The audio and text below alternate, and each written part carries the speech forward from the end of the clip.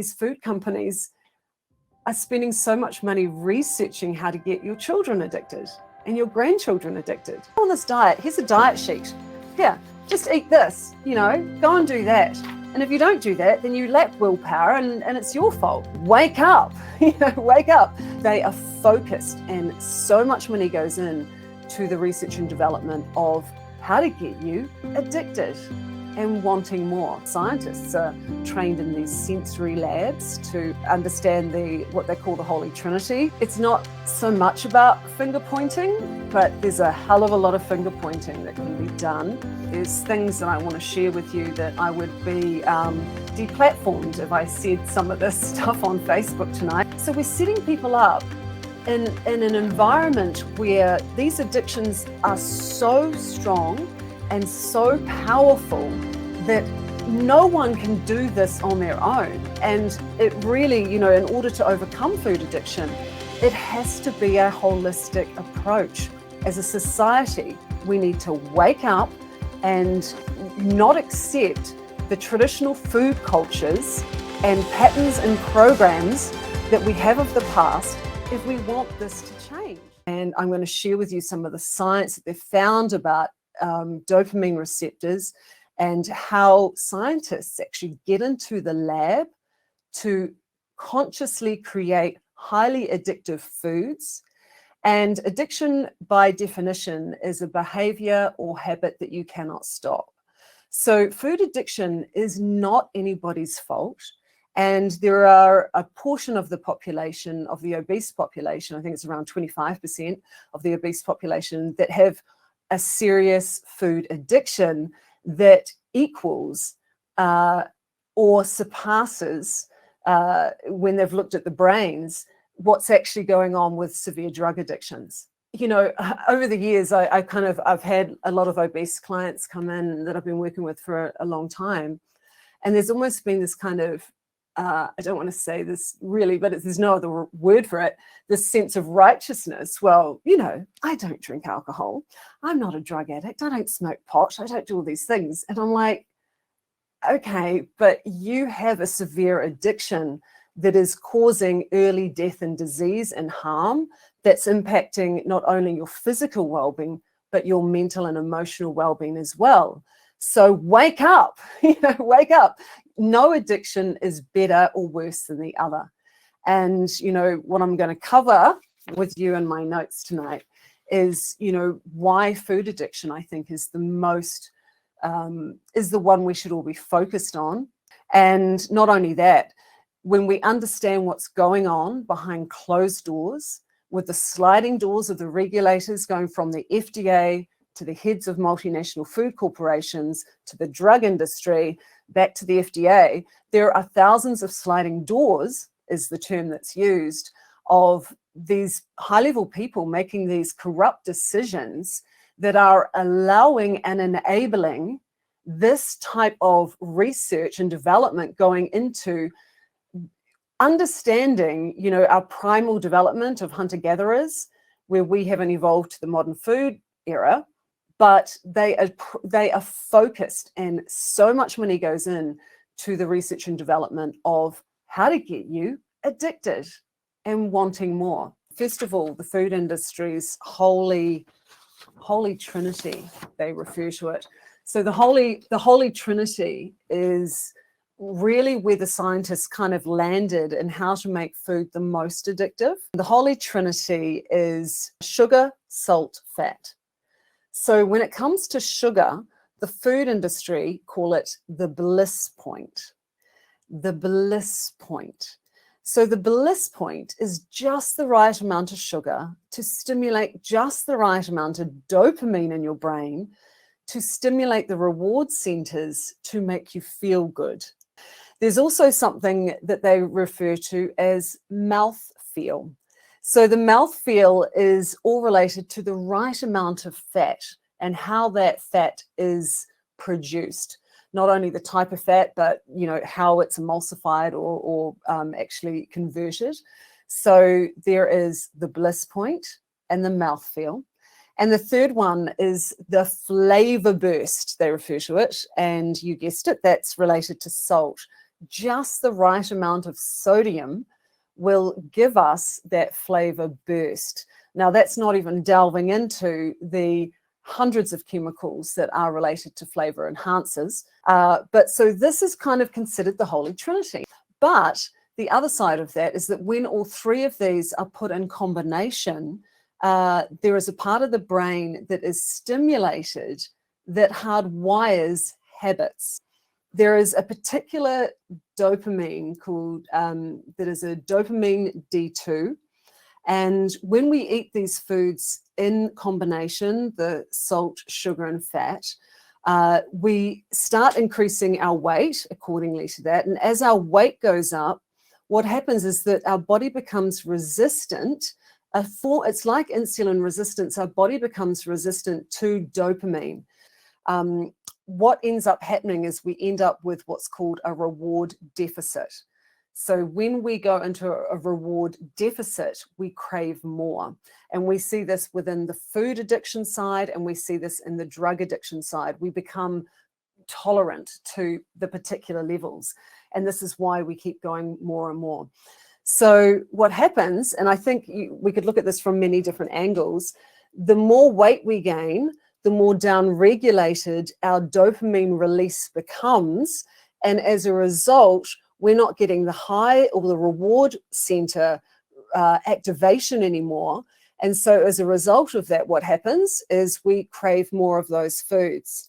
We crave more of those foods, we gain more weight, this dopamine D2 goes down, we become more resistant to the effects of the dopamine that's been released, we crave more. That is the cycle that people are in. There's another thing that the food industry are really, really well aware of, and that is, it's not just this Holy Trinity, it's also the crunch. It is the texture and the crunch. They know things such as if we have a block of chocolate and it's got sharp edges, we won't like it. So they'll round the edges slightly of the bottom of the chocolate, and they'll make sure that it melts very quickly so that we get that mouth feel that we're talking about, so that we'll crave more. There's something in the industry that they call vanishing caloric density. So this is a really interesting term that they use, vanishing caloric density. Now, how many of you, and I'm guilty of this, will grab a bag like Twisties with a thing in my day? In some countries, there's Cheetos, I think is another name for them. You know, the kind of the puffed up corn and then covered in food colorings and flavor enhancers. So Twisties used to be my thing when I was a kid, and I just loved the Twisties, and I'd put the Twistie in my mouth and I'd suck it and it would melt in my mouth. And then what they know is not only is it that melting away that stimulates our primal part of our brain to go, oh, I need more, but they also know that because we go through those foods so fast, we don't have enough time for our gut to communicate to our brain to stimulate the ghrelin to tell us that we're, or the leptin to tell us that we're full. So they create these foods particularly for us to go, So there's two things going on. One is that they create the right texture for it to melt very quickly and disappear. The other thing that they do is they have just the right types of flavor enhancers that when it touches the tip of our tongue, we get this flavor burst in our mouth. And then by the time we swallow that mouthful, the flavor has gone, it's disappeared. And so our primal brain starts craving the next one. And that's why when we eat potato chips or anything like that with flavor enhancers, we can't just stop at one bite or one handful. We naturally keep putting our hand back in the bag. They're designed that way. They are literally designed that way in so many different layers of what's going on here. There really is. But what's interesting is that, as these scientists are going through their training, they, in universities, they set up what's called sensory science labs. And these sensory science labs take all the students in and they show them how to conduct experiments where they will grab a whole lot of students from the university or wherever they are, participants, and they'll get them to taste 2 products. And what they're looking for is the sweet spot of just the right amount of sodium, your salt, just the right amount of flavor enhancer, just the right amount of crunch, just the right amount of this. And they will refine that over time to come up with the ideal, most addictive, palatable product. One of the other things that we need to be aware of, and this is interesting how it ties back to our hunter-gatherer days and energy expenditure, is that we are also wired to go for the cheapest product, and the food industry knows this. And it's not just about economics. It's not just about saving money. We might think that it is, but there is a part of our evolutionary hunter-gatherer brain that is actually signaled in accordance to energy expenditure. So if I buy that cheap product, I'm actually going to get a little bit of a hit from saving some money on that, even if I can afford to buy the more expensive product, because of this energy expenditure mechanism that's built into our survival. So, you know, there's all these tricks. And, you know, the science and research that's gone into our behavioral psychology and all of these things is actually scary and really mind-blowing. In our hunter-gatherer days, we really relied through having foods that were nutrient-dense. Now, this is a key word, nutrient-dense. And those nutrient-dense foods were primarily animal fats. And then occasionally, when in season, they would be sweet foods. Now, let's talk about that for a moment, because the sweet foods that we would have experienced would have been generally foods that were found, fruits that were found generally towards the end of summer and into the autumn months.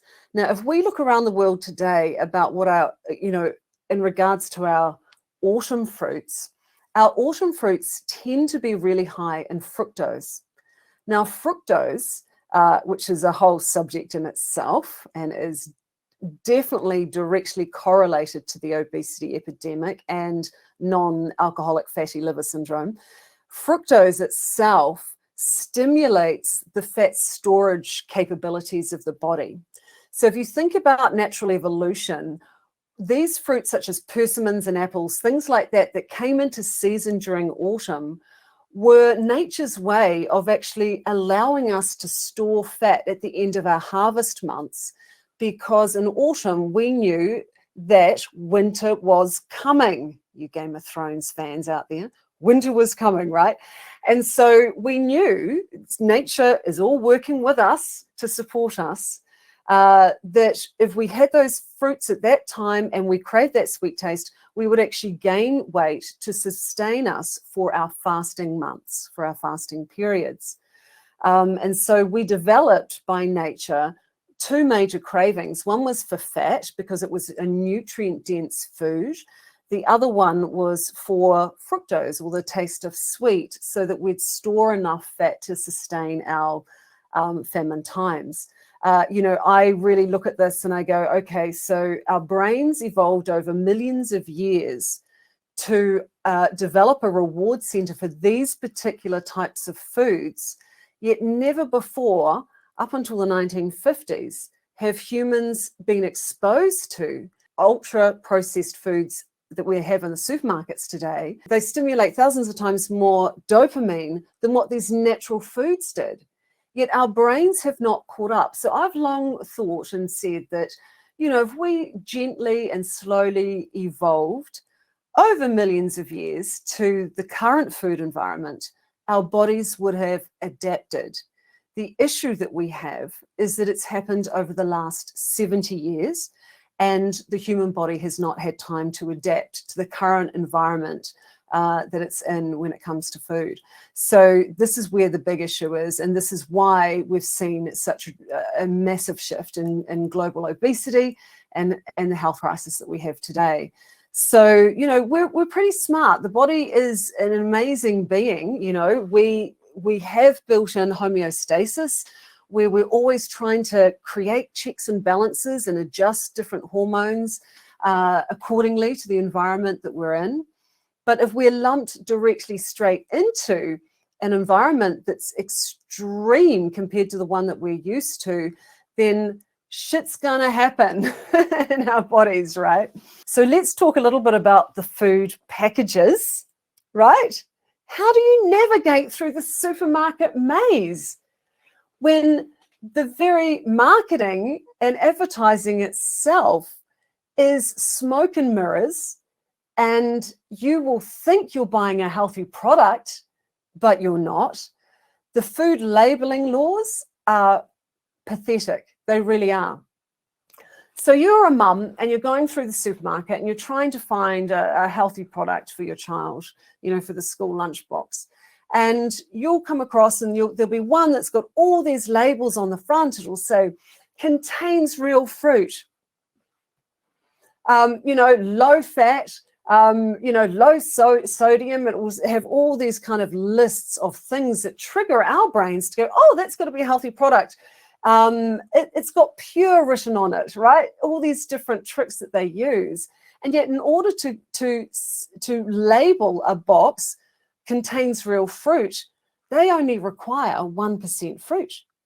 And most of that fruit, most of that 1% is from fruit concentrates, which have been completely denatured.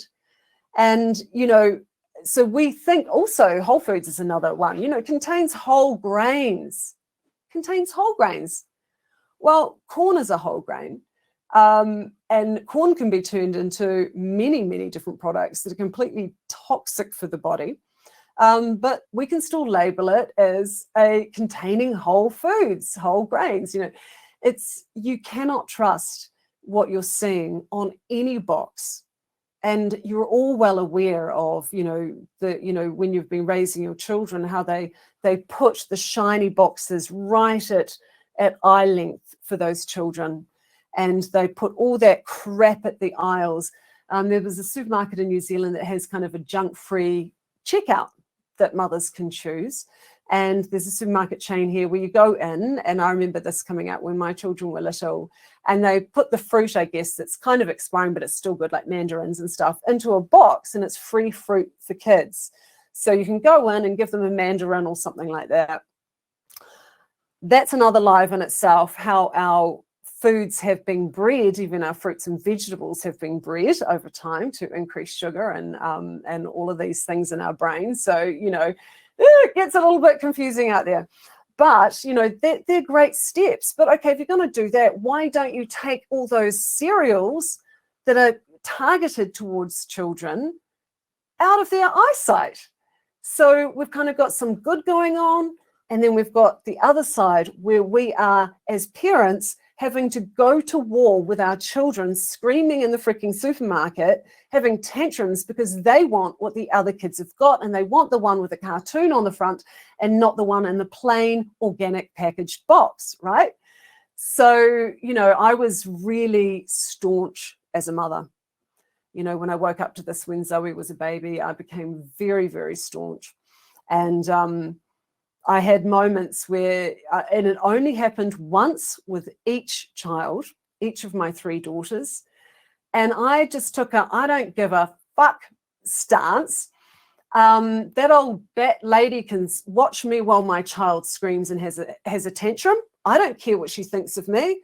I'm not going to modify my behavior and try and appease my child who's screaming for something that these national food corporations have set up that behavior of my child in the supermarket.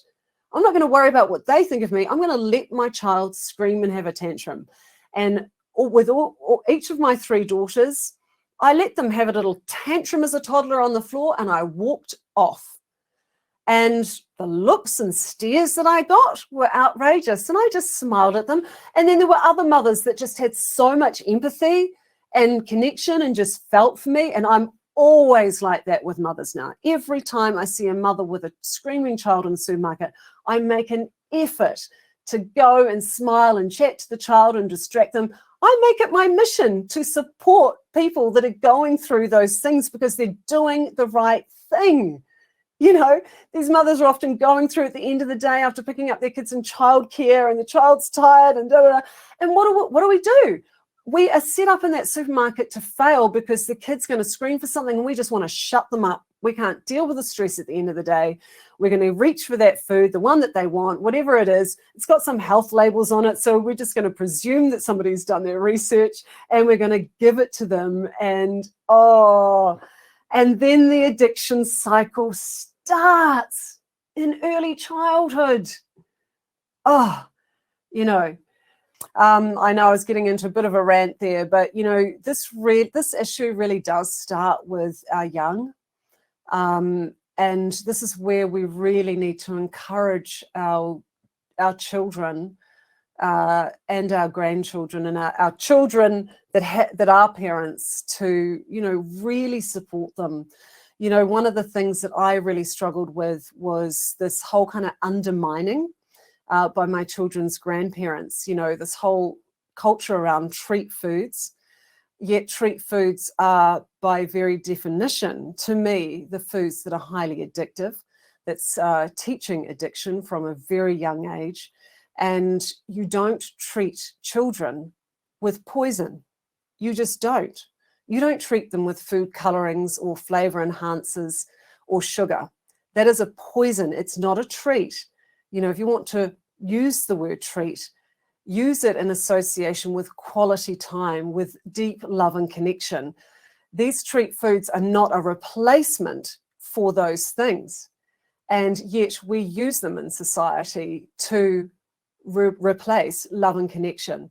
And, you know, this is where we really need to bring a lot of awareness and compassion for the environment that our young, tired parents are dealing with today. And we need to back them. And, you know, I love that. I'm now a grandmother, and there's no way when Ollie comes to stay with me, I'll be taking him to buy treat foods or even using that language in association with food, because this is how our emotional connection gets hardwired into food addiction as well. We shouldn't use that word treat, and we shouldn't use any kind of food as a reward. You know, one of the other things here is, you know, going to the sports fields at schools and I know Teresa shares this with me as well. We've both been outrageous mothers when it comes to our schools over the years. We've shared the same values when it comes to raising our children with healthy diets. But, you know, it's outrageous that we go to sports fields and at the end of sports, they're given a freaking lolly or a bar or a, you know, mini Frito or something like that to reward them for playing a game.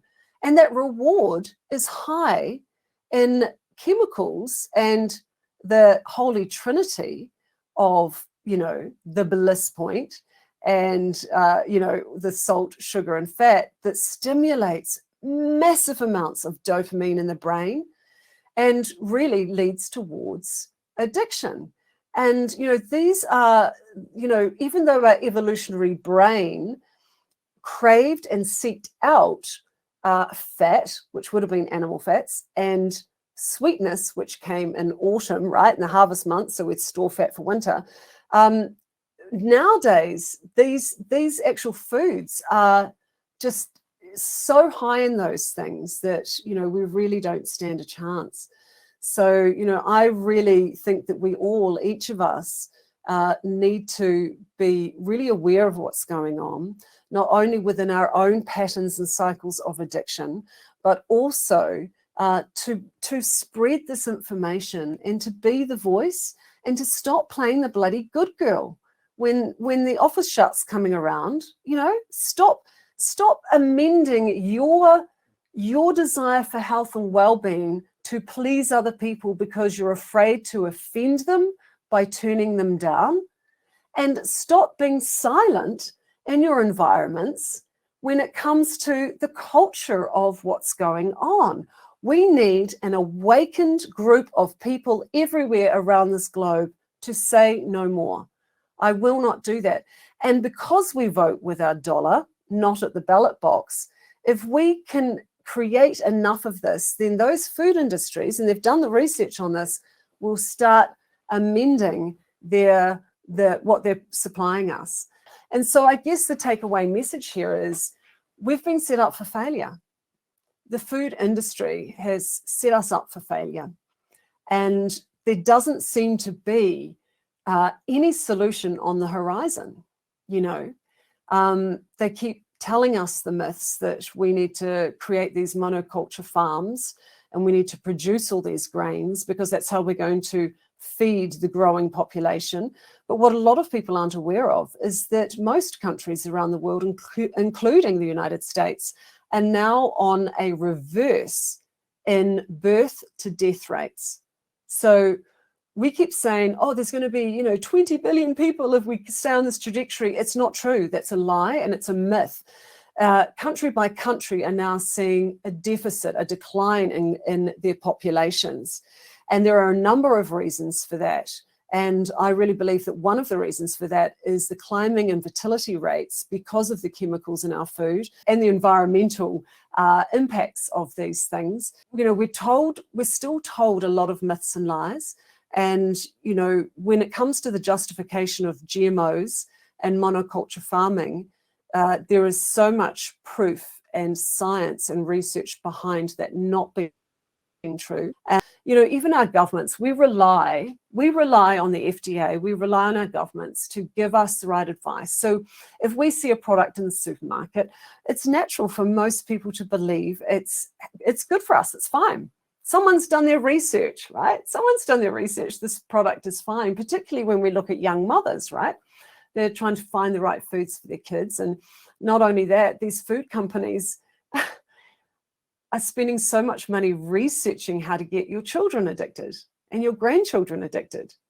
So there's all these different layers going on from the time we're born right through to the time we die, where, unless we really awaken to this and understand this and start sharing this information and really insisting on a change within our own homes and workplaces and societies, nothing's going to change.